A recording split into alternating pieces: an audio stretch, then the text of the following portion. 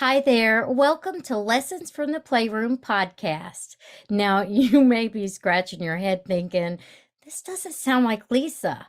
Well, it's not. Hi, I'm Jackie Flynn.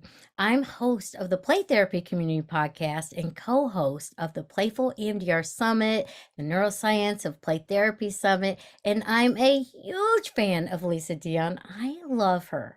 And today on her podcast, I'm here to interview Lisa about play therapy as a spiritual practice. So I'm super excited. So, hi, Lisa. Thanks for welcoming me to your podcast and allowing me to interview you. Oh my gosh, this is so fun. Thanks for just taking the reins, and listeners. You're probably like, what? And we wanted to do something different and have a different kind of a conversation. And Jackie, the feeling is so mutual. Thank you for all you do for the play therapy field. And thank you for having this conversation with me. Oh, you're welcome. Now, no, like spiritual practice means something different to everyone. So I'm super curious about like what does spiritual practice even mean for you? How do you define it? And what is even the point of a spiritual practice? Yeah, well, I'll tell you where this started to come like shape within me. I found myself, and I've said this over years, in the middle of trainings. I've said, "This is my spiritual practice," and Mhm. people were like, "Wait, what?" And what I mean by that is the practice. Well, yeah, we'll define spiritual practice like any practice that helps you come to know yourself Yeah. at at a really, really profound and a deep level. So a practice that allows you to observe yourself, become curious about yourself, understand yourself in the context of in the context of the world. And then I'm going to add another piece since we're talking about the spiritual part of it, which is something that allows you to, I'm going to use the language come home. Mm, I fundamentally, believe that we all came from something, yeah. and we're all trying to return to something or find something, right? We're trying to find, there's something in all of us that seeks, right? That seeks something. And some people define that as God. Some people define that as energy in the universe. Some people define that in so many different ways, in so many different spiritual languages. I'm just going to call it come home. So Yeah. that's that's how I like to think of it, is come home, and come home within myself, also come home with my place in the world. Yeah. Does that make sense? Come Yeah. home within my purpose in the world. And so where this, or like why this is so meaningful for me, is that very early on, Jackie, when I started as a play therapist, I became aware that there was a part of me that was actually scared to Yes. be a play therapist. Mm. And the more I sat with that, what I actually realized was that I was scared to face myself in the room, Oh, because I knew that children, there's something about a child where I would let them, like there's something about that, right? I would let them show me the parts of me that I hadn't yet loved, that yeah. needed some work, that I had a hard time being in relationship with. Yeah. And so for me, that became this spiritual journey for me. Oh, So I like to think of it as the playroom is we can even call it like my giant meditation cushion, being real present. real present. And every time I go into a session, I am asked to sit with and Mhm. observe different parts of myself. And Yeah. I'm asked to be with different parts of myself that get activated, that come up, the stories I have about myself, the stories I have about the child, the stories I have about their play. And it has the lens of play therapy as a spiritual practice for me has fundamentally shifted Oh, the meaning I have given to being a play therapist. Does that make oh. sense? Yes, it sounds like such greater depths too. I think about you are like your work and your book, Aggression for Play Therapy, specifically, is my first experience of even knowing what you're saying there, that being with and being present. But it seems to me like truly being present, you can kind of see parts of yourself like, I really don't like that part, or I love that part, wherever it may be, being able to be the observer, like trapped in that experience. And so growing through our work and letting that happen, well, it's beautiful. It's definitely, it's kind of, it sounds more maybe easier than what it is in practice. Oh, of course. I have another story that just came up, and this is actually the story of my very first play therapy session. Uh-huh. And I know I said that early on, I started to catch glimpses of this, but it was really my very first play therapy session. I started to catch glimpses of this. So my very first play therapy session occurred when I was in my internship when I was in graduate school. This was back in 2002. And I was working at this agency as part of their like family counseling team. Mhm. And I really thought that they had invited me to be part of their team because of how much I loved working with teenagers. Mhm. So at the time, a lot of my work had been already with teens, and I really liked the out of control teens, right? Yeah. But the idea of working with like a 4-year-old or a 5-year-old, it hadn't even crossed my mind, Jackie. And not only has it not crossed my mind, but like it actually registered for me as I don't want to actually do that, which is Mhm. so interesting for me to say with where I am now on my journey. But there was this day when my supervisor handed me an intake form. Mhm. And on this intake form, it was a 9-year-old little boy. And I remember being profoundly confused. I don't wait a second. Why am I being asked to work with this kid? No, don't you know I work with teenagers? I don't work with the kids. I work with the teenagers. Mhm. And she literally said to me, Jackie, um, children are parts of families too, Lisa. Oh, oh my goodness. Wow. And you're on the family team. Oh, And I was like, oh, got it, right? oh, But I was so profoundly scared yeah. to have this session with this 9-year-old boy. Wow. So I had this session. At the end of the session, I walked out of the session going, oh my gosh, what was I scared about? That was fabulous. I Mhm. loved this kid. Like the connection was amazing, this whole thing. And then I went and I sat down to do my case notes. Yeah. And I was writing out my case notes, and I recalled a moment when he shared with me that his parents were divorcing. Mhm. And I remember in the moment having a really weird feeling in my body when he said it. Yeah. And I remember in that moment quickly dismissing it. Mm. And as I sat there with my case notes, I literally burst into tears. Oh, you felt it. I felt it. Mm. But here's the piece for me that revealed what play therapy was really going to be about for me as the clinician. My parents divorced when I was 9. Yes. I hadn't done my work. Oh, so showing up, your humanity, your past experiences. And the reason why I was scared to work with kids is because I knew Mm. that they were going to reveal me to me. Oh, And when I allowed myself to embrace that, and I allowed that to be just a reality of the experience, not to make that right or wrong. yeah. That's when for me it was, this is going to be a spiritual practice for me. This is going to be, this practice is not just going to be about how do I help another child heal.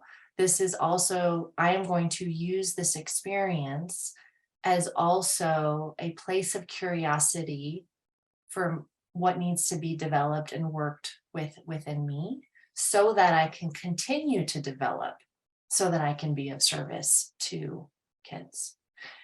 That's Wow. been profoundly meaningful for me, Jackie. Profoundly Wow, it meaningful. sounds like such like a shared experience and coming into the play therapy space as a human, not just as some highly educated, like, I know what to do, I can help you, like, let me share this experience with you and be human together. Wow, Totally. that gave me the just the chills even thinking about, like, when there's resistance, it's not necessarily even known, like, that awareness helped you to kind of go underneath that resistance and think, "What is this about?" And what is it about in me? Yeah. What's right? What's showing up as I'm sitting here on my cushion? So right, so to speak. Yeah, totally. Really, really profound. Now, Mhm. I know some of the stories that you share in your training, the intro to the synergetic play therapy, and in the book, some of the stories are pretty distressing. The children are, especially one that comes to mind is one where you talk about you were shut down on the floor, you were killed in session, through the play. For anyone listening, you are literally killed, but you got uncomfortable and you moved around, and when you moved around, it looked like the child wasn't even paying attention to you, but when you moved around, she came over and kicked you. Mhm. So to be present in those kind of sessions, I'm wondering, like, how does spiritual practice show up when things get really intense in sessions? I mean, sometimes the work that we do can be really hard. Yeah. So again, this is right. This is how I think of it. This is how I make meaning of it. If something for me, if I'm going to call it a spiritual practice, it means that there's something fundamentally wise about what's happening.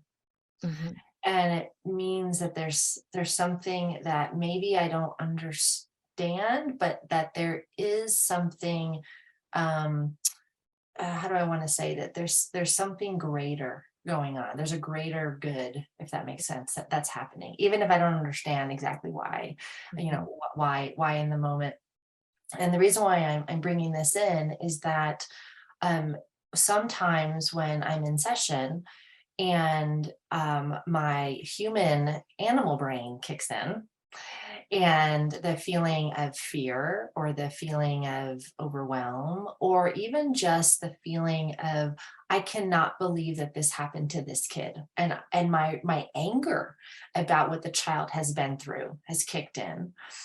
Yeah. Um, when I hold the lens of, there's something happening here, Yeah. there's something that's trying to transform, right? There is meaning in this, even if I don't understand it. I may not fully ever understand it, but there's meaning, right? There's meaning in this experience for the child. There's meaning in this experience for me. There's a reason why we're together, Mhm. and there's a reason why we have found each other. There's Yeah. a reason, right? There's a reason, there's a perfection to what's trying to unfold in the moment, even if I can't see it.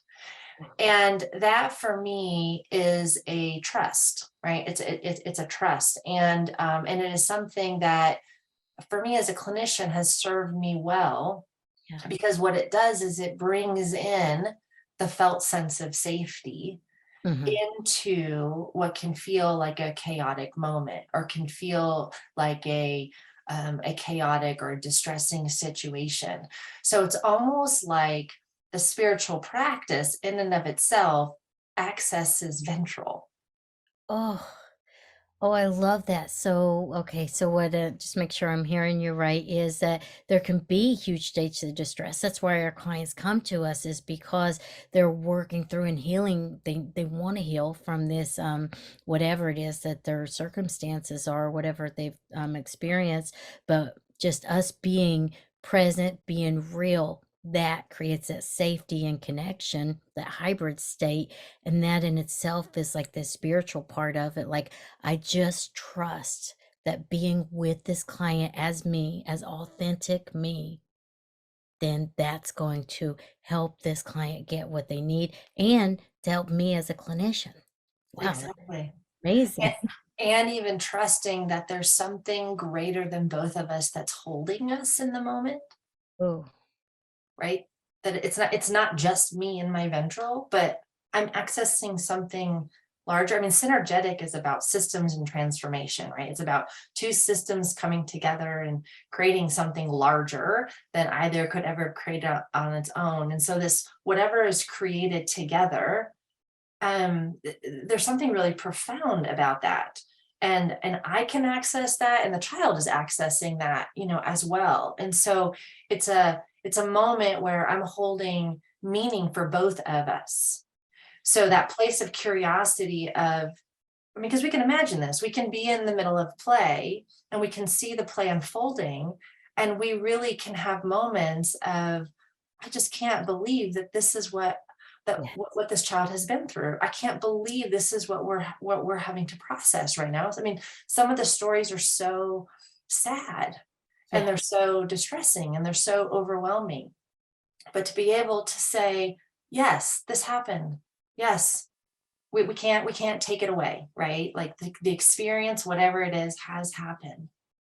And maybe there's something that we can take, right? Maybe there's a new meaning that can be made of this. Ed Tronick talks a lot about the importance of meaning making in our lives. Dan Siegel talks about, putting the narrative together and finding meaning to put our narrative together.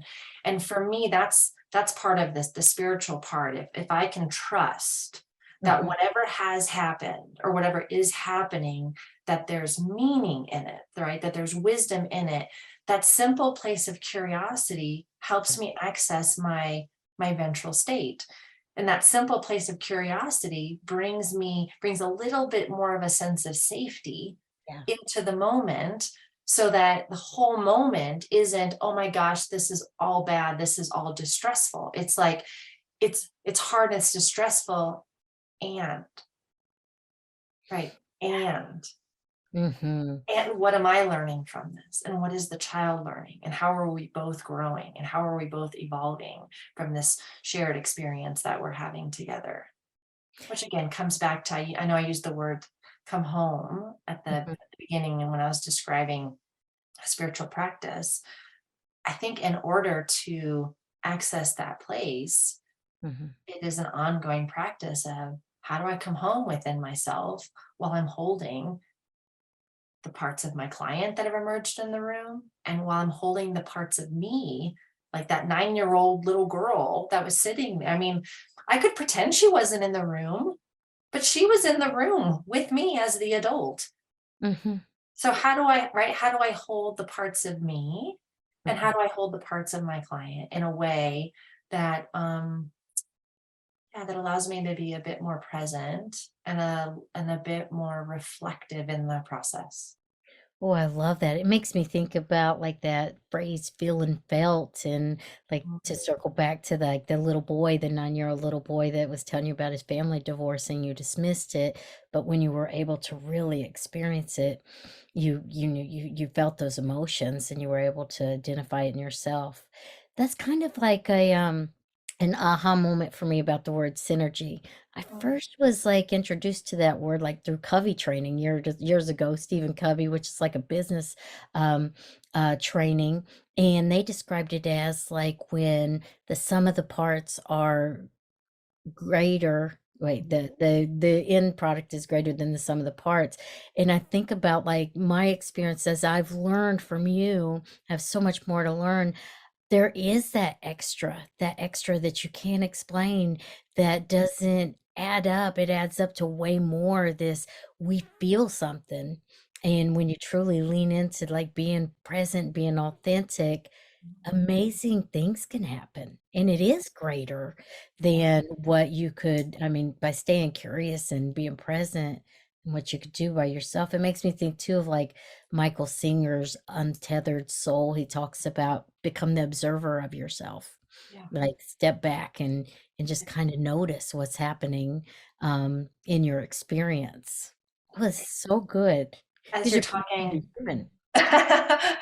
as you're talking, there was another piece that just came up for me, Jackie. So when we're in this place, as a therapist, because we're really talking about allowing ourselves to move out of left brain and come back into um a bit more of a right brain felt experience. Mhm. And it doesn't mean to dismiss the left brain altogether, because the left brain is super important in the process. We have to be able to hold we have to be able to hold context. Yeah, let's not Gotta know turn where that you off. are, right? Don't want to go too far right, or else you're going to get super flooded. So we do need left brain in there, engaged in the process. Is that Um, what you describe when you say 1 foot in and 1 foot out? Like, we don't exactly wanna what be it is. full. Okay, Exactly what it is. I've got one part of me that's in the felt sense, and then I've got another part of me that's able to track. okay, Right, okay. that's able to track. We could even talk about it as upstairs, downstairs in the brain too, right? So I've got a part of me that's very much activated in my lower centers of my brain, and then I've got another part of me that's active in my higher centers of my brain. So we can talk about it as left, right. We can talk about it as up, down. But yes, there's a part of me. We talk about it as a part of me that's in it, and another part of me that's observing at the same time. There's many different ways to talk about it. And a lot of spiritual practices, this is what you're actually attempting to develop, is the ability to be with and have the observer and track at the same time, which is super cool. That's integration, right? Or is that considered integration? It is, which is the perfect word to segue into this piece around, so what happens when Mhm. we allow ourselves to be in this experience that we're talking about, right? When we allow ourselves to be in a deeply self-reflective place, as well as holding other, right? Holding our client and aware of ourselves at the same time. Yeah. And you talked about there's this energy, there's something that happens that's it's like almost, undescribable. Um, uh, Almost like there's an opening. I like to talk about it like we'll call it like an access point, right? There's an opening. Um, Like I've that had people mermaid ask doorway. me, yeah, I've had Yeah. people ask me, Lisa, how did you know to do that in that moment? Mm, And my answer is, I just knew. mm. Right? I just knew. And that place of I just knew comes from this place of presence that we're talking about.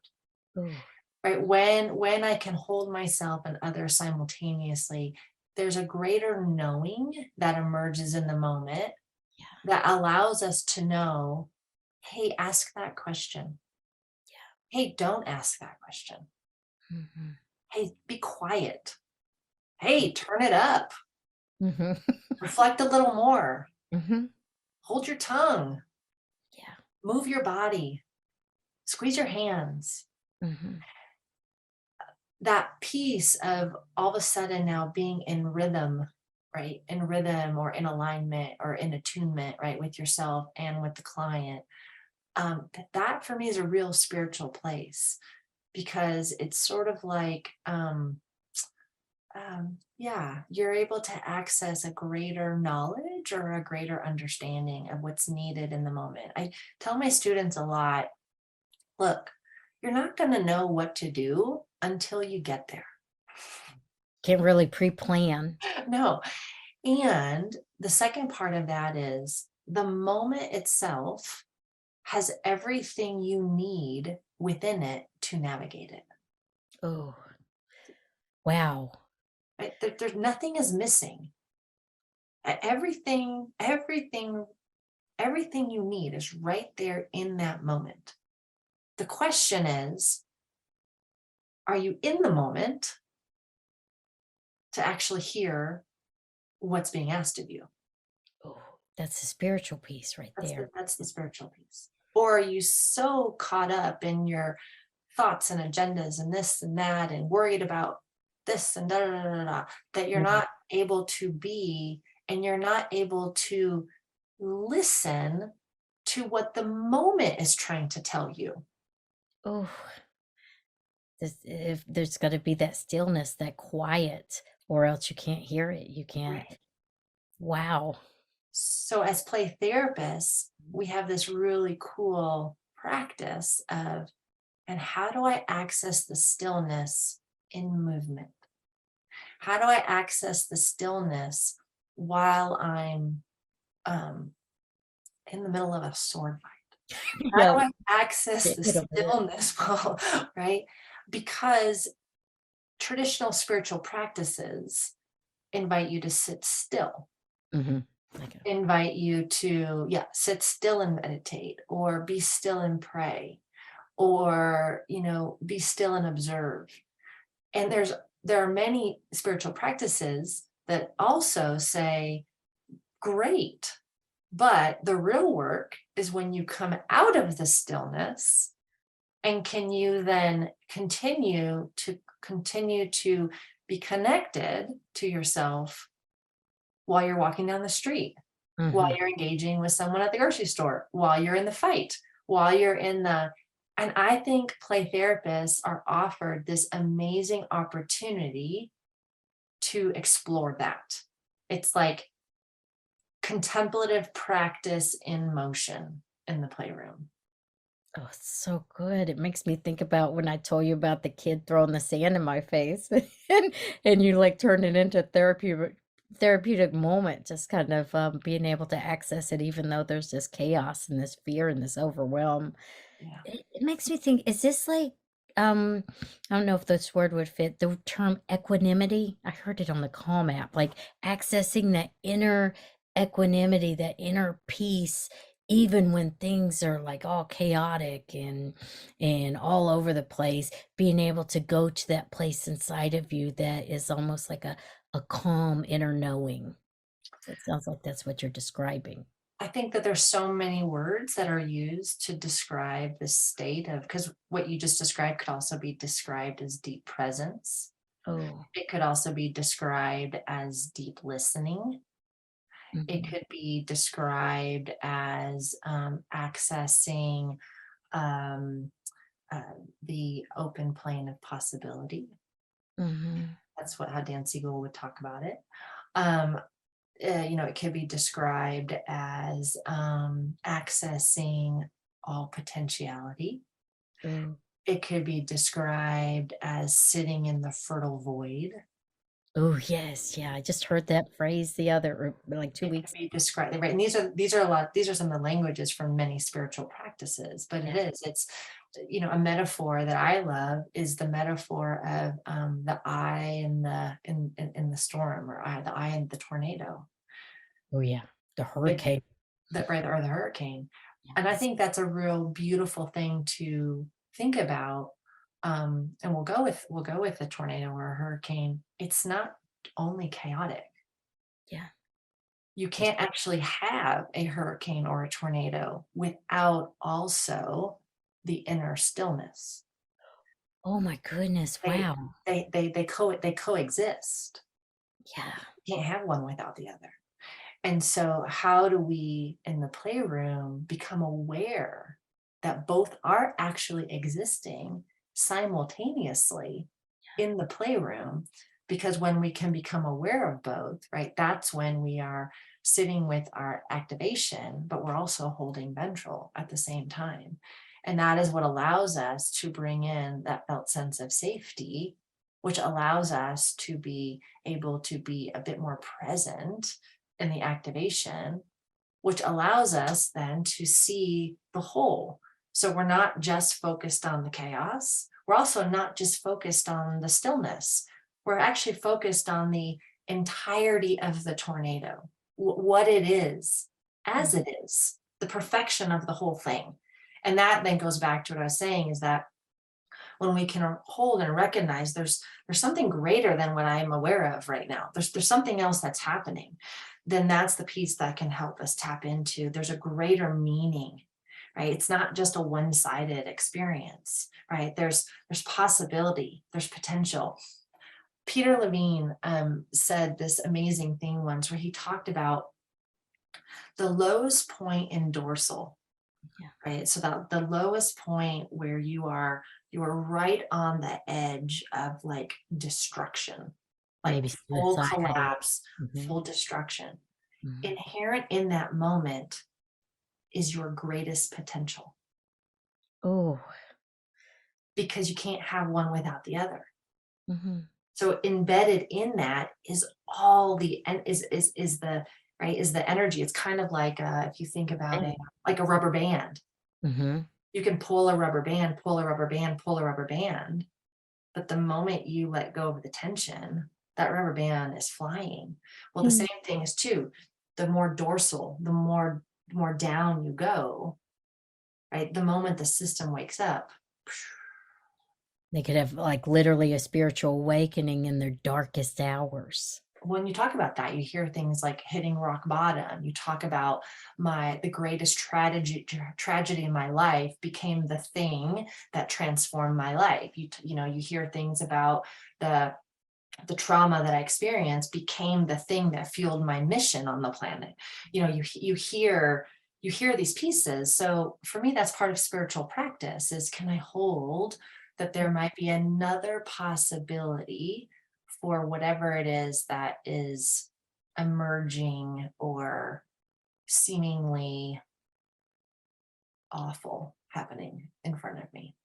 Oh Yeah. my goodness. So Lisa, this is like coming into clarity for me. I'm thinking about like even like Dr. Landris words of like we're not expecting the child to be any different than they are in the moment, just accepting them. It's safe to show and feel my emotions. And Mhm. that's where the beauty, the therapy, the healing can occur when we don't come in with not accepting the hard parts, let it all be there. Wow. You know, Yeah. Ana Gomez, she's one of for those listening that may I think everybody knows Ana Gomez, but she's a big pioneer in our EMDR world.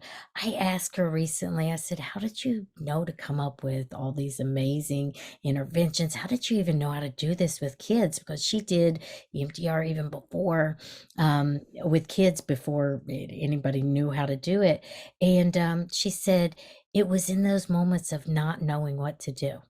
I Yeah. didn't know what to do, and that's where she came up with, like, the shy blanket and, like, her animal, Coco, that she now has, like, 2 decades, she has a stuffed animal, and she truly said it was, like, in those moments where she was, like, not knowing what to do, which sounds like what you're describing of just being Yes. present with all of it Totally. and letting your body speak to you, that spirituality of just, "There's something greater here. Let's listen."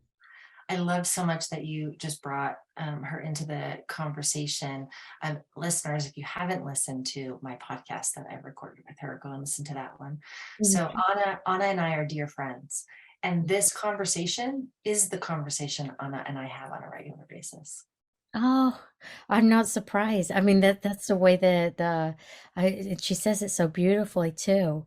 That's the way that she describes it too. So you all are like, Well, we talk about the spiritual quality of our work, and we talk about the ability to hold a larger perspective and the ability to be with ourselves and engage in a deeply self-reflective practice and be on a deeply self-reflective journey in order to be present and hold these things that the child is bringing, which allows more of the possibility of sitting in the unknown. Because let's put it this way, when we don't know what to do, or we're in a place of feeling stuck, that is just as much a part of us Mhm, as I'm feeling sad or yeah, I'm feeling overwhelmed. And so to be able to be with the part that doesn't know what to do is also part of a spiritual practice. mhm, Because when we can just rest in, I don't know what to do, I don't have the answer, I'm sitting here in the unknown, I don't know what the solution is. When mhm, we allow ourselves to sit in that and feel that instead of fix it, change it, jump in, create a solution, mhm. it Feel brings us into the moment, and then we can tie it back together what we were saying, Jackie, and then the moment reveals to us what's needed. So out pops that creative idea, not the one that you had to force, but the one that was sitting there in the moment waiting for you to pick up. It was just sitting there, right? It was there all along. Or the one that was sitting there that all of a sudden emerges into your conscious awareness that says, it'd be really helpful right now. Maybe some deep breaths, or gosh, I just got a creative insight, and there's a children's book that I actually feel like would be really helpful, but it's not a forced thought. Yeah. It's an emergence, if you will, right? Mm, It's an emerging knowing, bring that language back in. It's an emerging knowing that comes out of the ability just to be with yeah. and let whatever's trying to emerge, emerge. Mm. Yeah. Wow. So, and you wouldn't hear it if there was an agenda. And I think about your shoulds activity that you do in the training. Like I just, as you described that, I was feeling that same felt sense that I felt when you had us like name 10 things that we should do, where it instantly tightens you up. Hey, Yeah. before we finish up today, I want to be able to circle back to you used the phrase sitting with yourself. What do Yeah. you mean by that? Sitting with yourself. Um, so I'll expand a little bit what I was just saying around like there's a part, right? There's a part that doesn't know what to do, or there may be a part that's sad, feeling sad. So I am a full believer that we are a multiplicity of parts. I Mhm. I I'm very much in alignment with IFS thinking around this. It's also part of my Gestalt training and my Gestalt background and my view and my lens. Also, the work of Gurdjieff, which some people are familiar with Gurdjieff, some people are not, also talks about parts work and the development of presence. And so when I say be with, it's about being with the many different parts of ourself. Mhm. And I think what's so sometimes misunderstood is that sometimes we think that there's just one part of ourself that's in a moment, and that's not true. Even in this moment, I got many different parts that are up right now. So Mm, I have same. my teacher part Yeah. right now that's up. I have my part that is my friend part with you, right? Oh, That's here, right? oh, yeah. I have my reflective part Mhm. that's right here. Heck, mhm. I can feel the 9-year-old because I talked about her. I can feel her here with me, right? Oh, So there's many parts, mhm. many parts. So the question is, am I able to be with the many parts of me in any given moment? What parts am I dismissing? What parts am I shaming? What parts am I judging? Is there space for everyone to sit at the dinner table, so to speak, right? Oof. Oh, so good. Oh, um, uh, I heard a metaphor once, and it was a bit like that. Like who's at your dinner table, and in any given moment, there's one person that's sitting at the head, one part that's sitting at the head, and they're the ones that are doing the talking.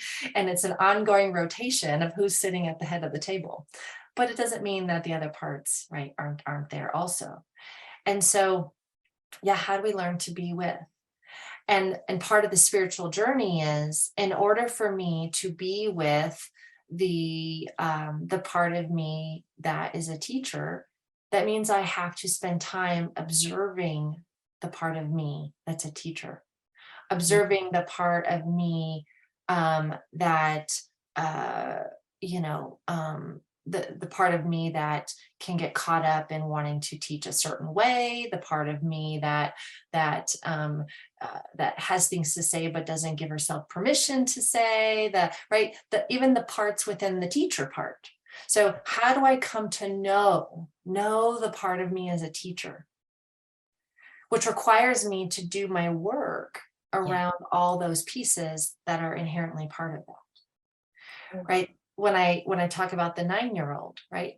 Well, in order for me to be with that 9-year-old, I got to do my work, right? I got to go back to and rebuild relationship with my 9-year-old and tend to the 9-year-old that felt deeply sad, right, when her parents got divorced. And how do I, right? I can't hold her and sit with her and be with her unless I'm willing to feel the sadness. yeah.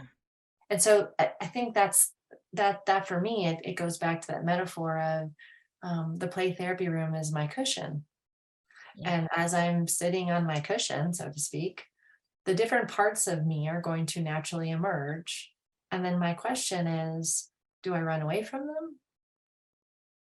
Can I notice them? Can I show care towards them? Do I appreciate them? Can I be with them?